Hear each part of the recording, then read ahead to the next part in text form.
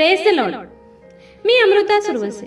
सुंदर अशा दिवसासाठी मी खरंच देवाचे खूप आभार मानते. Thank you Jesus, thank you for this day. And today I bring a great promise of Lord. Jeremiah 30 verse 17. इर्मयाचा 30वा अध्याय 17वा वचन आज आपण पाहणार आहोत. मी तर तुला आरोग्य देईन व तुझ्या जखमा बऱ्या करेन, असे परमेश्वर म्हणतो. Hallelujah. Really what a great promise of Lord. खरंच खूप सुंदर असं प्रॉमिस देवाने आज आपल्याला दिलं आहे. खरंच देवाचं वचन खूप सुंदर आहे. देवाचं वचन खूप प्रिशियस, खूप मौल्यवान असं देवाचं वचन आहे.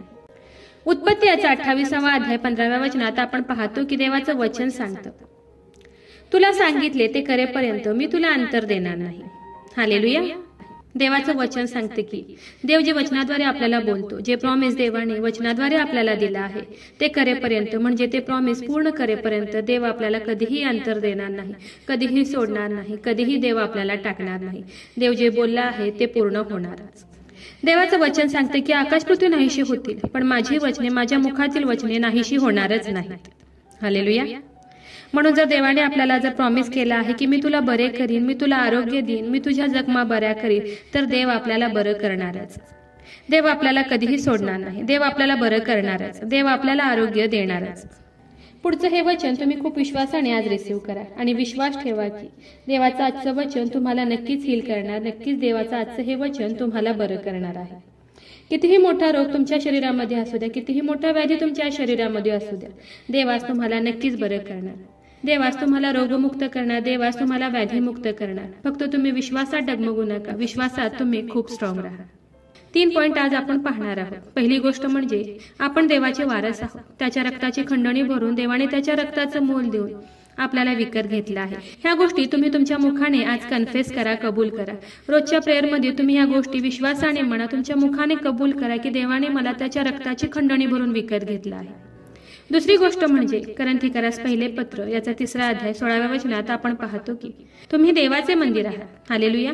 म्हणजे आपलं शरीर, आपली बॉडी हे देवाचं मंदिर आहे. ही गोष्ट तुम्ही तुमच्या मुखाने रोज कन्फेस करा, कबूल करा. तुमच्या मुखाने सतत म्हणा की माझं शरीर देवाचं मंदिर आहे. आणि जर तुमचं शरीर जर देवाचं मंदिर आहे तर सैतानाची कोणतीही शक्ती तुमच्यावर चालणार नाही. कोणताही व्याधीचा, कोणताही रोगाचा, आजाराचा तुमच्या शरीरावर काही एक अधिकार नाही. कारण तुमचं शरीर हे देवाचं मंदिर आहे. त्यामुळे कोणताही रोग, व्याधी, आजार तुमच्यापर्यंत येऊ शकत नाही. कारण तुमचं शरीर हे देवाचं मंदिर आहे. आणि तिसरी खूप इम्पॉर्टंट, महत्वाची गोष्ट म्हणजे परमेश्वर माझा आश्रय आहे असे तुम्ही तुमच्या मुखाने रोज कबूल करा, कन्फेस करा. खूप विश्वासाने तुम्ही पुढचं हे वचन रिसीव्ह करा. स्तोत्रसंहिता याचा 91वा अध्याय 9व्या वचनात आपण पाहतो की कारण परमेश्वर माझा आश्रय आहे असे म्हणून तू परात्पराला आपले निवासस्थान केले आहे. म्हणून कोणतेही अरिष्ट तुझ्यावर येणार नाही, कोणताही व्याधी तुझ्या तंबूजवळ येणार नाही. हालेलुया. आज जर तुम्ही तुमच्या मुखाने सतत कबूल केले की परमेश्वर माझा आश्रयस्थान आहे, माझं राहण्याचं ठिकाण आहे, असं जर सतत तुम्ही तुमच्या मुखाने कबूल केलं, कन्फेस केलं, रोजच्या प्रेयरमध्ये जर तुम्ही म्हटले की परमेश्वर माझा आश्रयस्थान आहे, दिवस आणि रात्र तुम्ही तुमच्या मुखाने जर कन्फेस केले की परमेश्वर माझा आश्रयस्थान आहे, तर लक्षात ठेवा की खरंच कधीही कोणताही व्याधी, कोणताही रोग, कोणताही आजार, कोणतंही संकट तुमच्या घरापर्यंत, तुमच्या तंबूपर्यंत, तुमच्यापर्यंत येऊ शकणार नाही.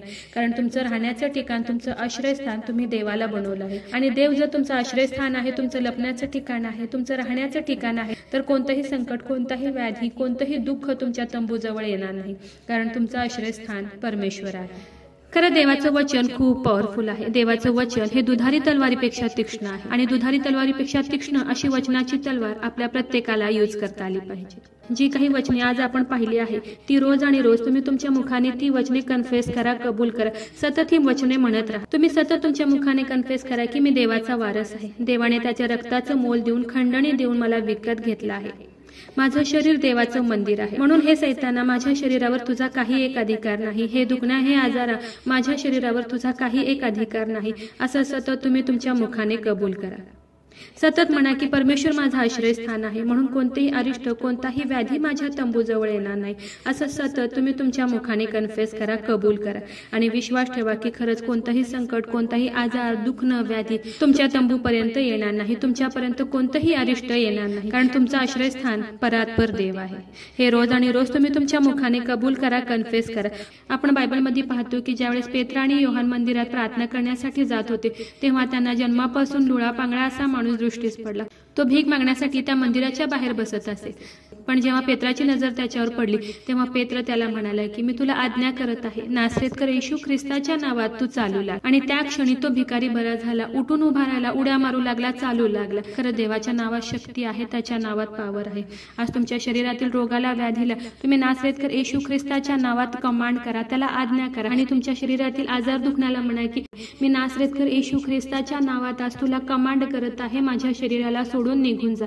माझं शरीर देवाचं मंदिर आहे, माझं आश्रयस्थान परात्पर देव आहे. आणि खरंच विश्वास ठेवा की कोणताही रोग तुमच्या शरीरामध्ये राहणार नाही, कोणताही व्याधी तुमच्या शरीरामध्ये राहणार नाही. तुम्ही आज खूप विश्वास आणि तुमच्या शरीरातील रोगाला कमांड करा, आज्ञा करा आणि विश्वास ठेवा की खरंच कोणताही रोग, कोणताही व्याधी तुमच्या शरीरात राहणार नाही, कोणताही रोग तुमच्या तंबूजवळ येणार नाही, कारण तुमचं आश्रयस्थान स्वतः देव आहे. म्हणून खूप विश्वासाने आजचं तुम्ही तुमचं हे वचन रिसीव्ह करा, कारण देवाने आपल्याला प्रॉमिस केलं आहे की मी तुला आरोग्य देईन आणि मी तुझ्या जखमा बऱ्या करेन. हालेलुया. तर चला देवाच्या वचनावर विश्वास ठेवूया, त्याच्या ह्या वचनाला क्लेम करूया. नक्कीच या वचनाद्वारे देव तुम्हाला खूप खूप आशीर्वादित करो. खूप जणांना देवाच्या ह्या जिवंत वचनाची गरज आहे. मी प्रत्येकाला रिक्वेस्ट करत आहे की खूप जणांपर्यंत तुम्ही देवाचं हे वचन शेअर करा. खूप लोक आजारात आहेत, त्रासात आहेत, संकटात आहेत, तर खूप जणांना तुम्ही देवाचं हे वचन शेअर करा. देव तुम्हाला खूप खूप आशीर्वादित करो. शाल वी प्रे.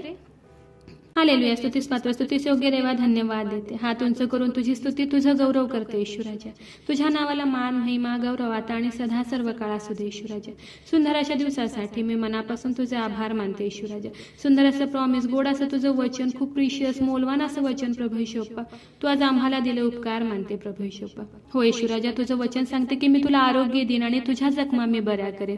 हो देव बाप्पा, खरंच खूप सुंदर प्रॉमिस देव बाप्पा, तू आज आम्हा प्रत्येकाला दिले उपकार मानते प्रभू येशूप्पा. जेवढ्याने तुझं आजचं हे वचन ऐकले प्रभू येशूप्पा, त्या प्रत्येकाला आशीर्वादित कर प्रभू येशू. त्यांच्या शरीरातील सर्व आजार, दुखणं, पिढा, व्याधी, रोग येशू तुझ्या नावात आज निघून जाऊ दे.